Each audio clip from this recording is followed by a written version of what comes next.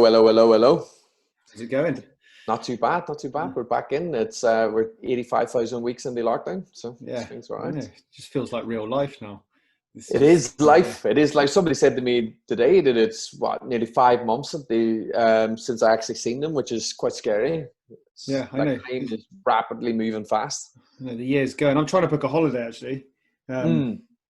but it's actually quite hard to find. I don't know whether the people are still not like opening up their It's slowly calendars. there. Yeah, there's. I've been checking on Airbnbs and stuff, and I think some people are waiting until September to start opening, and Mm. some people are starting right now. And also bookings are going up fast because I think people are just fed up and want to move. Yeah, so I think there's a mixture of like everyone, but like three of my clients are away next week. Yeah, One of them's gone to Sicily. yeah. I know there's Yeah, loads of people going to Spain because that's already opened. yeah, As it yeah. I is. don't know. It just feels like we would ever. Hmm. I didn't think it would be this soon. People would be going abroad. Yeah, Um, people are just fed up. I think it's a case of they just yeah. they've been in the house for 4 months now. They want to change the scenery. Yeah, yeah, yeah. All right, So mate. So, today, right, go yeah, I was ahead. just going to cover. So today we're covering programming and exercise really for fat loss. As it's such a huge subject, and I'm sure like people looking on magazines, on newspapers, online, there's such a massive information that it's kind of like a decision fatigue. You don't know where to start. You don't know what's true. You don't know what's right. Um, and the media misleads people down paths all the time just to make up different headlines, and it makes for interesting reads. And I just wanted to try and squash some of that today, and hopefully we can cover that subject today and put some people's mind at ease. Because it's not as tricky as people think. No. You know what I mean, George? It's never as tricky as people think. The same with nutrition, but I find that nutrition's a lot harder than training. What do you think about Yeah. that? Um, yeah, I think people are much find it much easier to commit to the training Mm, and the training programs that you give them, but much more difficult in adhering to the nutrition protocol that mm, you give them, or even if there is small changes.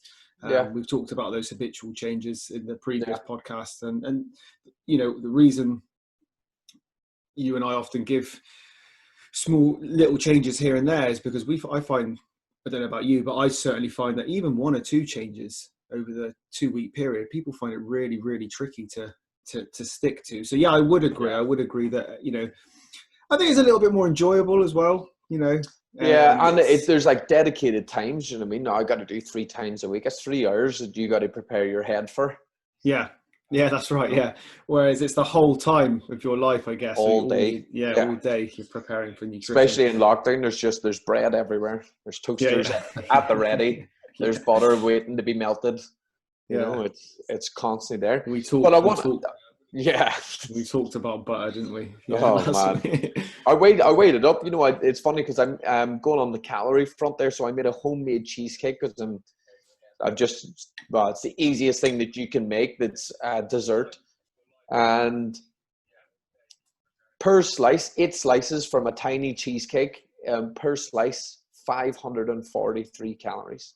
Oh And man. I mean, it's small. And I actually, when I put the ingredients in, and I was like, this has got to be some sort of joke. So I went back and looked at each individual packaging and worked out the numbers from that. And it's absolutely correct. So I know myself, I can eat a half a cheesecake Yeah. without Yeah. thinking about it. So a half a cheesecake on mine is 4 slices. That's Yeah. 2,200 calories Yeah. That's a on day's cheesecake. worth of food. Yeah. Day's worth of food. So exactly. So if you take a quarter slice of that, you're on 1,000 calories. That's more than the dinner that you had before the Yeah. cheesecake. You know what I mean? Yeah. And you don't even notice that. So it's Yeah. very interesting. Um, but going on now, the training, taking it forward, the training. It seems that there's always a couple of camps in there. There's people who cardio for fat loss, fasted training actually as well for fat loss, high reps for fat loss. You've got to do full body sessions for fat loss. There's no rest. There's high volume. There's, you know what I mean. There's so many different protocols out there, and people almost get confused about it. And I find that they find themselves in a realm where they're they're not too sure if what they're doing is the right thing. So they're constantly changing up and making new decisions and changing programs. But what's your thoughts on the perfect program for fat loss? Is there such a thing? So for me, I think what you said there, all of those different approaches, they're all going to work. Yeah. They're all going to make you lose weight, providing you're in a deficit of calories, which we've talked about before. Yeah. For me, the best thing that's going to work, again, this has been covered in the past, but the best thing that's going to work for me is the thing that you find easiest to adhere to. Yeah. Now, the majority of my clients and myself, I found as percentage wise, cope better with a couple of strength training sessions a week and low intensity output stuff like walks, slow bike rides, just generally upping your daily output, because it can be integrated as part of your life. So for me, that's what I found is the best approach, because again, often I get people come, and I'm sure you do, I get people come to me with fat loss goals who are already training 3-4 times a week before they come and see me. I get to them and they're going, I'm running, I'm on my bike, I'm at the gym, I'm doing a HIIT class or whatever it might be. But they're still not losing weight. So what's the what's the answer to the reason? We know the answer is they're not putting themselves in a deficit of calories. And we talked about how 3 or 4 1-hour sessions a week, so 4 hours worth of exercise, isn't necessarily going to get you as much calorie output as upping your daily movement consistently. So I like to keep a couple of weight training sessions in there purely because I don't want them to deteriorate muscle. And we heard this at a seminar once, Simon, and I couldn't agree with it more. When we're in the gym weight training, I'm not trying to get someone to burn calories there to lose weight. I'm trying to get them to either retain or gain muscle while they're in a calorie deficit, so they can maintain some sort of shape, because we talked about what the aesthetics look like. If you lose weight, we want a shape there. B, talk about metabolic rate, and keeping more muscle will naturally mean that you have a higher one. So once you start to up your calories, you're in a better position than you would be if you just did cardio and lost weight. We talk about the yo-yo bouncing up and down. The reason we keep weight training in there is because when we have to bring the calories back up at some point. You have to, it can't be on a calorie deficit forever. What happens when we bring it up? More muscle means that you've got more potential to not yo-yo that weight back up.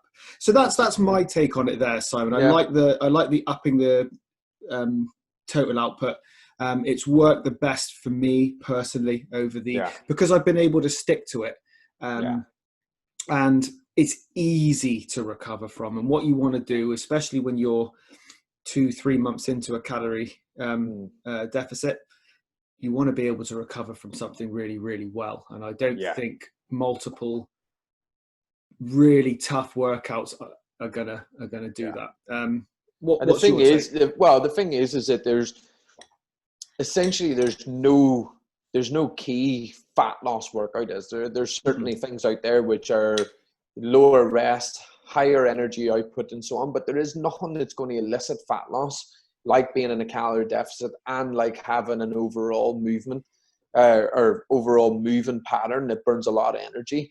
I've seen people losing weight dancing. I've seen people lose weight running, seen people lose weight walking, seen people lose weight cycling.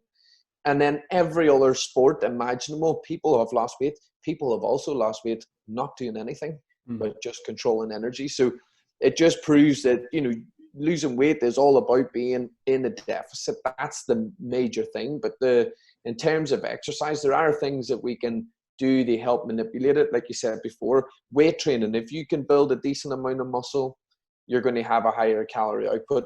What that final number is, we don't know, because it used to be, extra 50 calories per pound of fat or whatever we used to assume, but I don't think that's entirely correct. But the key there is that you're keeping shape you're making yourself stronger while you're losing weight. That's the major thing. And then you're not going to what we call skinny fat, is where you lose a lot of muscle, you lose body fat, but you still have quite a high body fat potential there. But there is no single workout, because me and you have tried every single workout under the sun. There's no single workout that elicits fat loss more than anything else. It's just the consistency in which you can do it, the calorie deficit in which you can be in, and how much you move in and around that workout then. But I do find, and I don't know about you, there are things that we can do in sessions to gain maximum potential for that. So German volume training, or German body comp. That's something that we use all the time. Yeah. And that's basically doing an upper body exercise with a lower body exercise, with minimal rest in between. So you're getting the maximum rest for that muscle group, but you're getting minimal rest overall, and it means that you can achieve a lot more in that workout. So instead of you doing one exercise resting, you're doing 4 sets, let's say. So that's 4 minutes rest with probably about a 2-minute work ethic.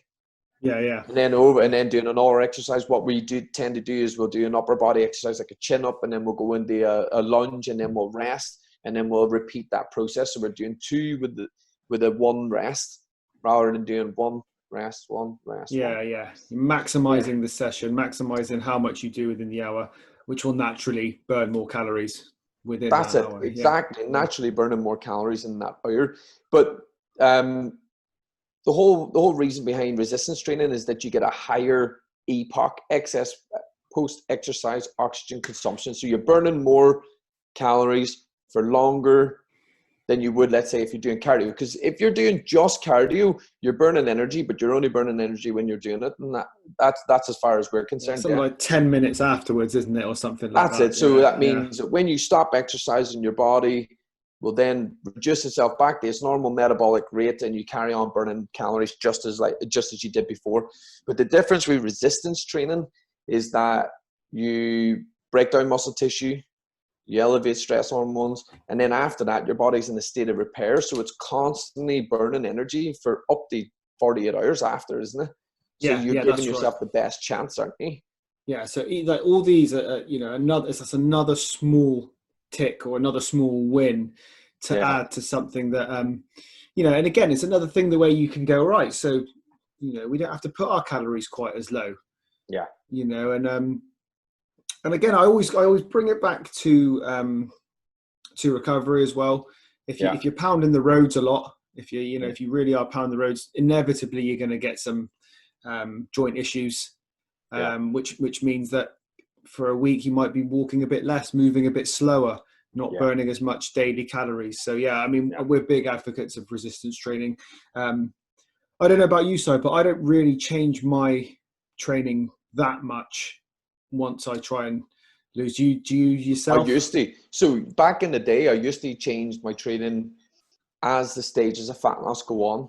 So at the very start, I wouldn't do much in the way of volume. So it means that my training stays the same. So if I was doing in a workout 10 sets, let's say, per muscle group or per workout, that would stay the same, because I'm just keeping heavy weight, and then I'm just reducing calories.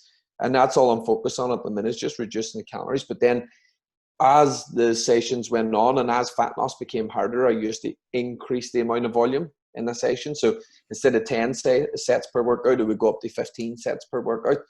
And that would just help me with fat loss. But there's no more science behind that than the fact that I'm doing more exercise while being in a bigger calorie deficit. Yeah. That's all that's happening there. So, but do you feel like did it accelerate the process at all? Do you feel, or is it very hard to tell whether it did or not? It does in a way, but I don't do the same anymore, because the time is off the essence. So I don't do the same anymore. At the minute now, I try and keep, like you said, we try and keep as much muscle. I am not in a calorie deficit. We are not building muscle. We're just not doing it, are we? So that means we're not looking for size. We're not looking for our strength to keep increasing or any of that sort of stuff, but we are looking to retain as much muscle mass as possible. So it doesn't change anymore. It doesn't. All I do is I increase the volume of the low impact exercise around the workouts. Yeah. What about you? Yeah, I'm very similar. So what I like doing. I want to shorten my sessions, which is what I wanted to do. So that's what I've done. And what I'll do is I'll hit the muscle groups multiple times. In a week. So I might hit, I don't know, chest and hamstrings, and then back and quads, arms and shoulders in the middle of the week, and then repeat the process on Thursday and Friday, so that way I'll hit the muscle groups multiple times. Again, my mindset is how much muscle can I retain while I'm losing body fat here. I do add a little bit of cardio work, just some short, fast stuff, but that's not, for me, that's more for like a psychological effect. Just because I enjoy it, and I like, it's a moment where that sort of training for me is like one of the only times where you don't really think about anything else, because it's so hard. So I wouldn't say that I add that in because I think it's going to, rapidly increase the rate at which I lose weight. Will it help? Will it help? Yeah, of course, because it's another added output. Exercise, yeah, exactly. So definitely. I accidentally fasted workout most of the time. It's not on purpose. I get up so early. I start work really early, and then I train before I've eaten, and then I've eaten after I've trained. I haven't recorded whether I feel like that makes me lose body fat more or not. I don't think it does as much anymore. It used to be an old bodybuilding trait that you would train. The idea was that if you don't eat before exercise, then your body is forced to burn fat as an energy source. That might be true for about a minute, and then you then go and eat all your food again. It puts that back. But also we're using energy from yesterday, not just, it's first thing in the morning. You still, whatever you ate last night, is still there. Yeah, it doesn't disappear, does it? Yeah, it doesn't just go like, oh, do you know what? New day, we cancelled yesterday out. Yeah. That'd be lovely. But what would it like? So in terms of like, you see people getting smashed in the ground with things like prowlers and sleds and all that sort of stuff at the end of workouts. The purpose for that kind of thing for me, so sprints on a bike, treadmill sprints, prowler sprints, sprints in general, or high metabolic work, so lots and lots of exercises with very minimal rest. The purpose of that for me is merely just to keep somebody moving, so I have total movement high, which means that the more I move, the more calories I burn, the better chance then, if they're in a deficit that I have, to lose more weight. Do you use a similar approach there? Yeah, so with that sort of stuff, I like to, especially when someone is in a calorie deficit, especially when they're deep into one, if you know what I mean, when they're 3-4 months into one. I like to use it as kind of like, maybe the first week of a plan. It's in a little bit, boom, I'll put it in, I'll put it out. Second week it grades up. Third week I ramp it for a week, maybe in a session, just really ramp them, really hit them, and then I'll pull it right back. But yeah, the premise for me on that is again, like you said, is to keep them moving, and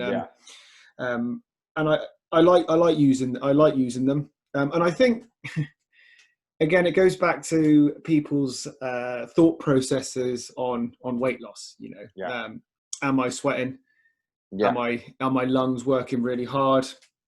And sometimes, even though I don't necessarily need to, I put them in there just to kind of satisfy that, so someone leaves feeling. With also the awareness that they need to recover, so it might be pushed into a week that I peak. And then a week where I pull back. And about yourself, are you? It's another one of those things. So if I can get the resistance training done after a warm up and get it done in a 40-minute block, let's say, and I've got 15 minutes left after a warm up and so on, then I want to utilize as much time in that 15 minutes. So let's say if I just stuck the traditional weightlifting and I did, a couple of leg exercises with a couple of upper body exercises. If I did lunges and then rested for a minute and then 3 sets of that, that's 5 minutes gone. And I've done 3 lots. So that means I've got 3 exercises and then that 15 minutes. Whereas I could, on a prowler, and a rope and let's say a kettlebell swing, I could probably hit 30 sets. Yeah. That's because of time. So you might be able to do 10-second sprint in the prowler, 15 seconds on the battle ropes, with 10 kettlebell swings at the back eight, and then because you're not doing such a high heavy weight, you don't need the recovery in your nervous system. So you can have a 30-second rest period, you can have a minute rest period. And again, like Jack was saying a while back there, this is not 100%. People are not leaving it on the line. So it's not like your traditional sprints where you have to have a 3-to-1 ratio of work to rest. Yeah. So you can go and do a high work rate. So you could do 30 seconds really high work, 30 seconds recovery, and keep that going. So in that 15-minute block, you can do 15 rounds. Yeah, so that's a really good point, actually. It brought us back to something we talked about in a couple of podcasts ago, where the difference between HIIT and HIIT.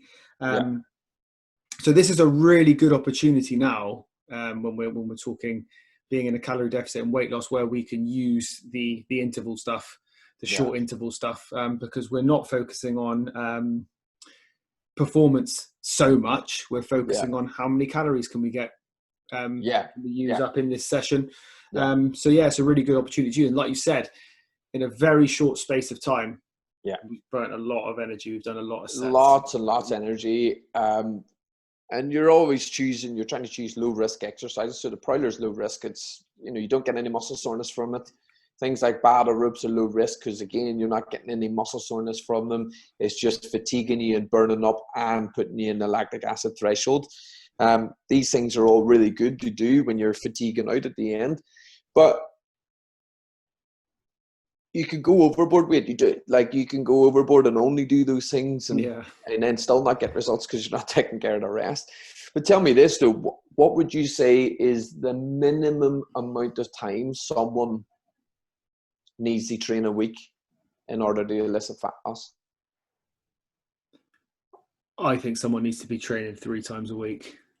Absolutely. Personally, I just don't think one's going to be enough unless they are moving loads, which no one does, because even if we have to move to get to work, there's a period of time where we're sat down for for a long time. So, not to mention the fact that if you're training once a week, you will see virtually no strength gains. No. They'll come, but they'll be very, very, very slow. What you could achieve by training 3 times a week would be, and 1 time a week would be, in half a year, you could be 4 or 5 times stronger than you are. So I would encourage 3 times. Even for people that come and see me, if they want to train with me once a week, I have to give them 2 sessions to do themselves. Yeah, because you do these, or you slow down your progress. And again, we talk about we talk about retaining muscle. If you put yourself in a calorie deficit and you train once a week, you're going to find it very hard to retain any muscle. And how many sessions a week are you going to miss as well? Do you know what I mean? If you train once a week, you've got no window to miss sessions, because if you miss that one session, that's 2 weeks of no training. If you miss 2 in a row, that's a month gone. Whereas at least if you do 3 times a week and you miss 2 in the week, you've still got 12 sessions that you've got in there. 10 sessions that you've got in if you miss 2 sessions. So, exactly. It has to be 3, in my opinion. It has to be. It absolutely has to be 3. If you want to see some serious gains in terms of fat loss, plus being able to get stronger and move better, then you have to have 3 times a week, because a little thing called muscle protein synthesis happens, doesn't it? So whenever you stimulate a muscle, the body then will bring more protein in and repair the muscle tissue faster and so on. That stops after 2 days, essentially, on that muscle group. So we want to be trying to keep that up, so the body is forced to keep the muscle tissue. If I train on a Monday and it's another Monday before I come back, I've had essentially 5 days where none of that's been happening, none of that's been stimulated. So the chances of me actually gaining strength and so on go right down. But also better than that is the volume that you can do in one session. It'll be too minimal. If you're trying to hit every single muscle group in one session once a week, you might only get 3 sets per muscle group. So 3 sets in quads, 3 sets in glutes, or hamstrings, 3 sets on upper body. It's not enough to stimulate anything to progress forward then. Yeah, and then if you do more than that, you're in the gym Aye. for how long? 2 hours? You may as well do 2 Exactly. sessions in the week. Yeah. In that case, yeah. But what would you do in terms of, if you were training 3 times a week, what way would you set up your training for that? Like, how would you do your split, let's say? So I like to do, because exactly what you mentioned earlier about the upper body, lower body splits, where you have so that you can have minimal rest time, but one muscle group rests enough so that you can do that, burning more calories, etc. So I like to do a split of upper front, so chest presses, overhead presses if they're capable, and then lower posterior, so hamstrings, glutes. And then I'll add a bit of maybe some core in to that one. And then I'll, on the next one, I'll do front of the lower leg and upper back. Again, you're hitting a lower body, you're hitting a upper body. But let's say that gives people a window. Let's say if they can't do Monday, Wednesday, Friday, which is what we ideally to do. It means that if you go Monday, Tuesday, you're hitting completely different muscle groups than you did the day before. So you're able to still work quite hard. You don't have to pull quite as much back.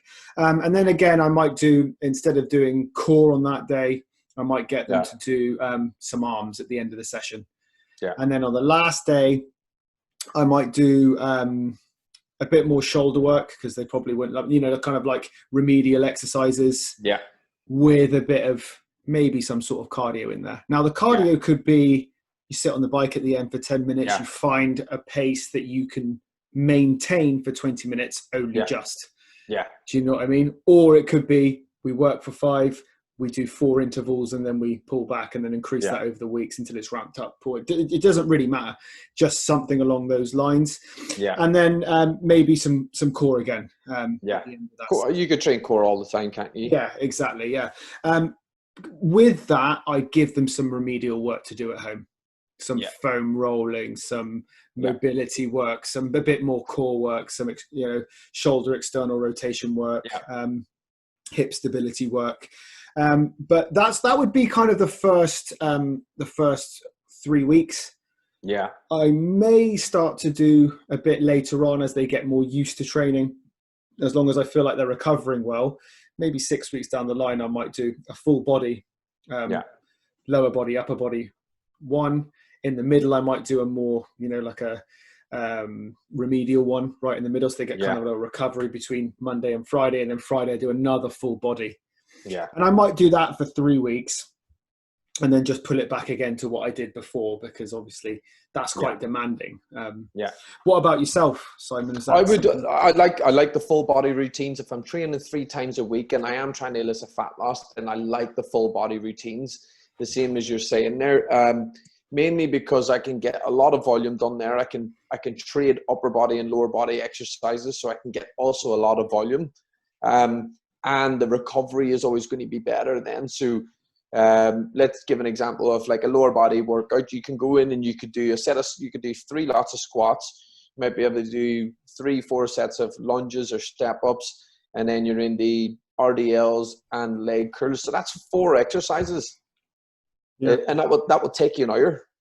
It'll take you an hour to do the 4 exercises if you're doing them with decent weight and decent recovery in there. Or I could do those 4 exercises tagged on with 4 other exercises. And the same hour. Who's going to burn more fat? The person that does 4 exercises or the person that does 8 exercises? It's just a game of numbers there. So I can do a squat and a shoulder press. You know what I mean? I can do lunges and a pull down. I can do an RDL and a bench press. I could do a hamstring curl and a reverse fly. You know what I mean? So I can do all those exercises because none of them compromise each other. And I can hit that 3 times a week. So if I have enough recovery in between, I can do full body. But ideally in the good world, I would do, a hamstring dominant one day, a quad dominant the next day, and a hamstring dominant again on a Friday. But for people out in a public gym, I would always go for your big multi-joint exercises. You do not have to be super complicated with program design when you're starting off. you could pick 4 resistant exercises. I think that's a good number. I think it's good. You know what I mean? You could have 2 upper body, 2 lower body exercises. You could do some core, and then you could spend the next half hour, like you said, doing cardio if you wanted, interval training if you wanted, just trying to get your movement up. But would you ever put cardio in front of weights? No, man. Absolutely No. not. Why would you do that? But why wouldn't you do that? So for me, I think you want to be doing the stuff that's most demanding on your body at first. And a squat, for example, requires a lot of stability. Yeah.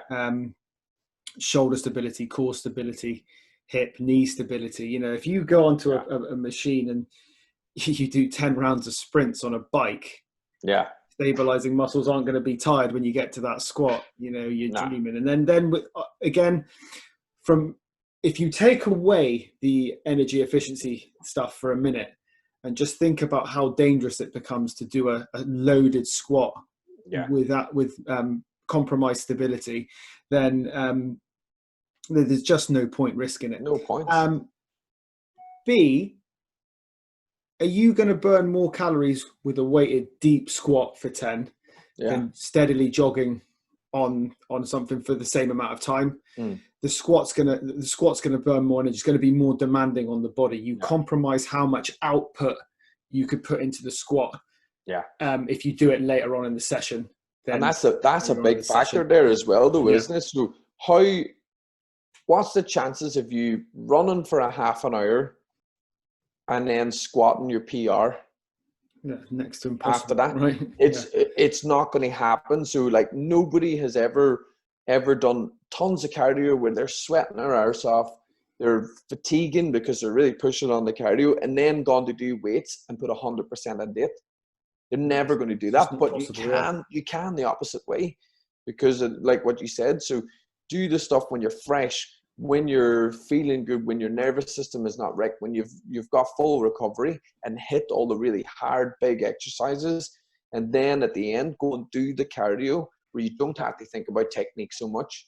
You don't have to worry about yourself getting too fatigued, because that's the plan with a cardio. You're trying to fatigue yourself, you're trying to burn energy, and your risk of injury is so low.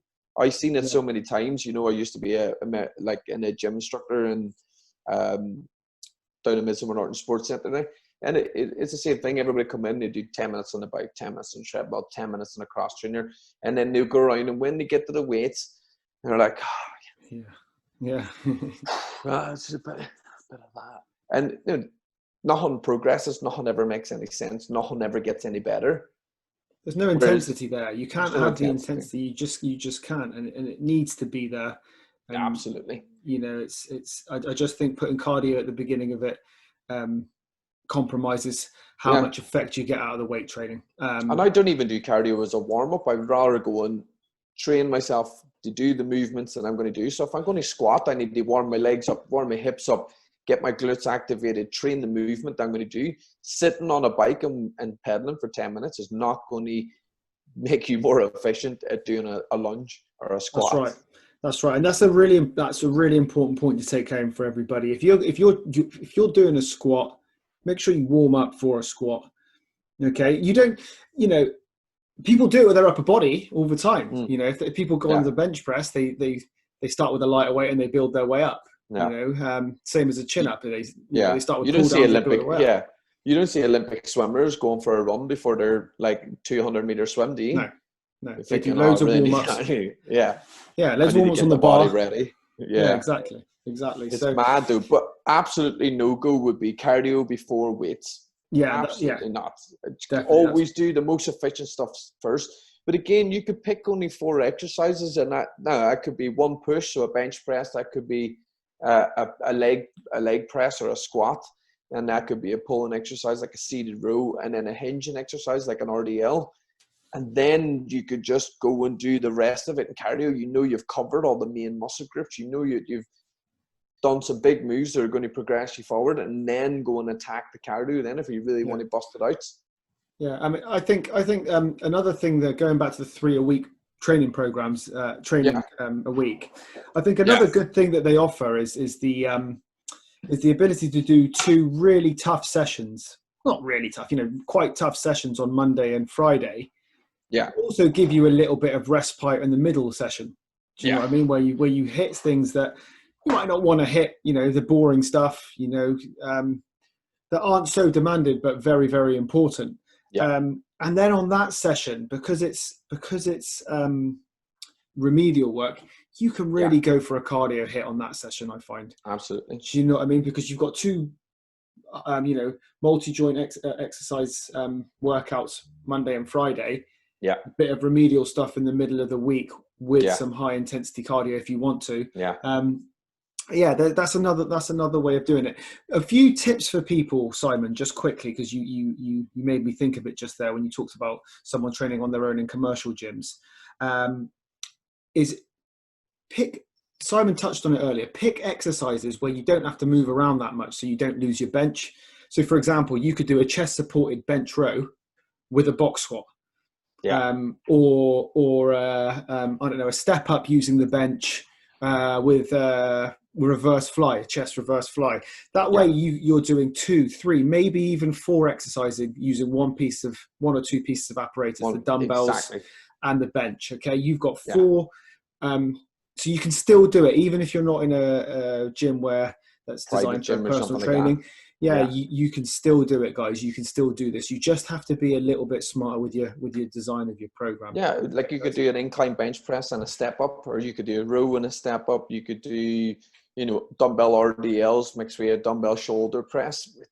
You can keep yourself really tight knit. And again, it doesn't have to be like, there is no one piece of equipment that's going to sculpt your body. There is no one exercise that's going to sculpt your body.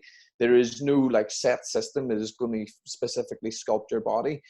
But being consistent with your training does. Now, we talked about this with Jack as well. Always try and progress with whatever exercise you're doing. If you're doing squats one week and then you do lunges the next and then step ups the next and then a leg extension the week after, you are not doing anything for your body. You're not making it better. You're not progressing. Stick to a workout. You can get about 6 weeks out of a good workout and try in each session to beat your last. No matter if you're for fat loss, no matter what your goal is, that should always be the aim. Always get better than your last session. I've started saying to my clients, and I think this is something that you guys can really, really take home today, is don't see progressing your session as changing your session. Seeing it as evolving your session. Yeah. Base your next program on what you've previously done. Yeah. Okay, so I feel like I've got enough out of that program. How can we evolve the program? Yeah. Okay. So and how can you evolve a program? Like more sets? More sets, more reps, more weight. You less rest. Less rest, and then you can start going different exercise for the same muscle group. Yeah, exactly. Yeah, so or more complicated version of the same exercise. Split squats are a really good example. Front foot elevated, followed by floor, followed by rear foot, followed by Bulgarian if you want to take the leg really high, followed by a walking lunge. Then you can go all the way back to a barbell step up. Yeah, exactly. Exactly. That's weeks and weeks and weeks of evolution of a program. Absolutely. Evolution of a program. So Simon, we've got a couple of questions from the same gentleman that wrote in last week about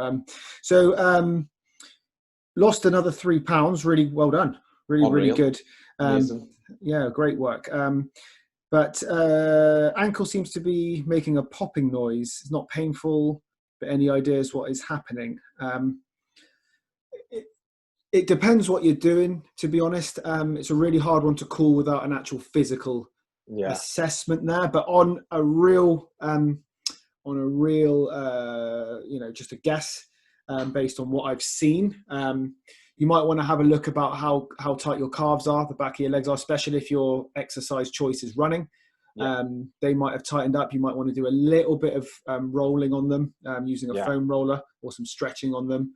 But also, I would look at some foot arch strengthening exercises. You might want to go down to somewhere that, like the running shop in Bath, where you run on the platform that tells you where your foot place is, and just see if you've got what your foot's doing. Likely thing is it's flattening. The arch is flattening. So you might want to look at maybe getting something that boosts it up if it is running that you're doing. But also look up some strengthening exercise. If you check out my YouTube channel, there's some foot arch strengthening exercises on there on my Instagram page. So, Simon, anything to add to that? Well, it's just, if it's not painful, then it could be something like a tendon flick over, something like catching and popping over. Usually it's not too much to worry about. It's only if it causes irritation and causes inflammation, which leads to pain.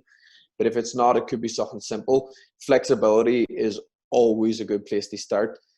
Checking how good you're at. You can go on YouTube and find a calf flexibility test. It's as simple as putting your foot about a hand width, that width away from a wall, and trying to push your knee towards the wall. If your knee can touch the wall without your heel lifting, then you've got pretty good range of motion, and then you would do the same in a kneeling position. But other than that, again, it could be something to do with your arches. Yeah, absolutely. Yeah, so just explore those, and feel free to direct message one of us if it continues, or if it causes pain, please direct message one of us, and we'll give you some more gold. And the same gentleman asking about chin-ups. Failed miserably trying to do a chin-up on the bar. What upper body exercises are best to achieve my goal? So we've got a previous podcast actually about chin-ups. On chin-ups, and literally all about chin-ups. So I can't remember exactly which episode, because we've done 15 now, but it is listed as chin-up progression. But really, really quick pull downs. Machine pull downs. We're at home at the moment, so obviously no gym. So stuff like bent over rows using dumbbells. TRX rows. YouTube, TRX you can do like a body row, can't you, using your worktop if you've got something like, or a table, can't you can get underneath the table and pull yourself up there.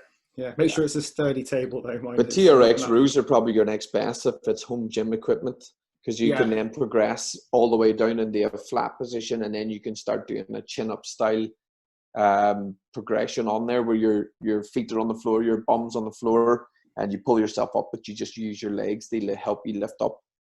Yeah, these are all things you can start with, and then like we talked about with exercise progressions, you have write down what you originally do. Yeah. See if you can beat it the next week. See if you can beat it the next week. And what I will tell you, it's really slow. Progressions. So I'm really sorry about that one. You know, so if you haven't been continually doing it like we have, coming out of, we did it through school and continue to train. So it's tough, but it's achievable. Sorry, I don't want to make it sound, but just prepare for a slow haul, but you can do it for sure. I just want to finish off on there, just a couple of key points for fat loss. No matter how hard you're training in the gym, if you're only training 3 times a week and you're not moving either side of that, then you're not going to see fat loss unless you're in an extreme calorie deficit. 3 hours a week, there's 18 hours a day that most of us are awake for. That's a lot of hours in a week that you are not training and moving. Do not put all your hopes on going to the gym 3 times a week. If you're not seeing any results, then the key with it is look at your nutrition, and then look at how much you're moving every day. We all got watches that track our steps and so on. Use them to your advantage, because I can tell you now, everybody out there who succeeds, all the people who are slim, move loads. Even the people who are naturally slim, they don't eat that much and they do move a lot. That is the key. If you do less than 5,000 steps a day, you might want to start making a change on that and purposely going out for walks every single day. Yeah, definitely. I think a couple of things that you've said in the past to me, Simon, is that stuck with me. I think is a really good way of to share with you guys. It's a good thing to share with you guys is what do we do if our dogs are overweight? We just make them move more, and we just give them less food. It's as simple as that. I forgot the other one now. Oh well, that was a good one as well. The other one, but the dog one is so true. It is very simple. We don't take our dog and start being like, right, what we're going to do is we're going to start doing really high rep sits and stands, because that's going to work your glutes and you're going to burn energy. It's a very simple cause for dogs. You reduce their foods, you take them out for longer walks. If you do the opposite, that's how they gain weight. Yeah. It's not that complicated for ourselves. It's just that there's a lot more to do with emotional connections to foods, how much we are like all the endorphins released from it, and then the habits that we create. I was thinking about this the other day. Not a single person in this world, well, there probably is, actually, it's a bit of an overstatement, but you'll get what I'm saying in a second, starts their life off without eating breakfast. We all eat breakfast as kids. They all have breakfast, lunch, dinner. How many adults, George, do you know that don't eat breakfast? Oh, I just don't like breakfast in the mornings. They created that habit. That's a habit you created out of not getting up early in the morning and rushing to work, or staying up too late and then doing that, or having your kids and making them food and not making yourself food. We all create these habits that then people somehow just cannot move from. So you often hear, I just can't stomach food in the morning. You can. It's just a slow approach on here. But just like everything else, all these bad habits we created, you can create new ones, but start small. Small start, small changes. That's it. But be consistent with them. Make them small enough so that you can adhere to them. Yeah. Another thing that I think we need to just say to people, how many times have we spoken to people who have said they were able to, they've eaten the same their whole lives, and as they've got older, it's a lie. They've, now listen, I does your metabolism rate of deteriorate as you get older? Very likely. Okay. If you don't look after your food, and if you don't watch how much protein you eat, if you're not resistance training, even if you're doing all those things, it might slow down a little. If you're not doing those things, it's going to slow down. Okay. But the most significant thing for me, I'll give you an example using myself. If I track my steps without even going out the door, because I'm chasing the kids around, I've got 2 young kids, because I'm chasing them around 3,000-4,000 steps in before the afternoon. Yeah. You know what I mean? It's just the way it is. And then if I go out for a walk, my step count is high. Now when my kids get older and I don't have to do that, what's going to happen? My step count's going to reduce. Yeah. Now, but if I eat the same, if my eating, exactly, you read my mind there, Simon. If my eating stays the same, what do you think's going to happen? There's only one thing that's going to happen. I'm going to start to gain weight. Now, take, for example, your 15, 16-year-old self. Yeah. You haven't got a car, so you walk everywhere. If your parents don't drop you off anywhere, like mine didn't. If you don't have money. You don't have money, yeah. So you can't get a bus. No takeaways. You can't just buy your own sweets and chocolate and crisps or beer.